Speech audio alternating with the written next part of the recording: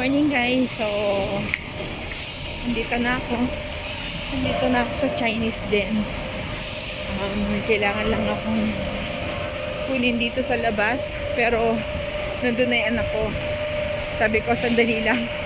Pero ang totoo, hihinga lang ako saglit. Magdadasal lang ako saglit kasi mahirap. Pero, sabi ko nga sa inyo, sinurrender ko na lahat sa taas. So, ano na mangyayari sa akin, I will be done. Pero ngayon, dapat masaya lang. Dapat lahat maging positibo, na lahat maganda ang mangyayari. Yun, i-claim ko lagi yun.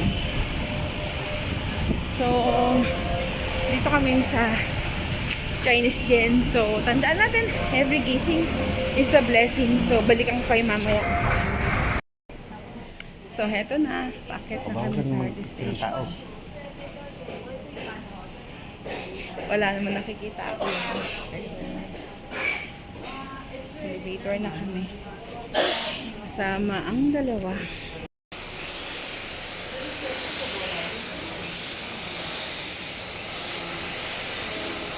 So, yan na yung aking anak. Packet na kami dito. So, dito kami sa Chinese Gen. Yan yung date. So, ang aking baby.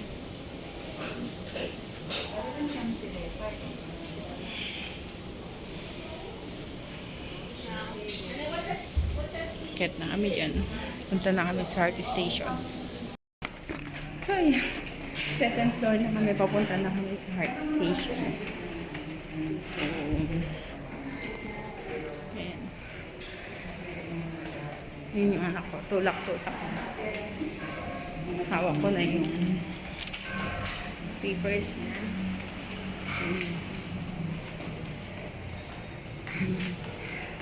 So, eto na kami. Naglalakad. Punta sa taas. So, yun yung view. Pakita ko sa inyo yung view dito sa Chinese Gen. So, Pasko na dito. So, Pasko kami. Hello guys, tapos na kami.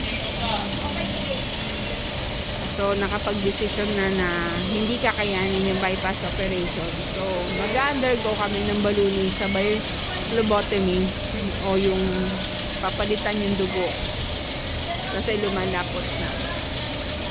So, binigyan kami hanggang pagkatapos ng undas para magawa yun. Sabi nga ng doktor, maraming dasal. Kaya guys, tulungan niyo ulit ako. Samahan niyo ulit ako magdasal para sa ano to. Walang imposible kasi naniniwala kami yung sa power of prayers. So, yun guys, balitaan ko ulit kayo kung ano yung mga magiging ganap. Bye! Tandaan natin, every gising is a blessing. Bye!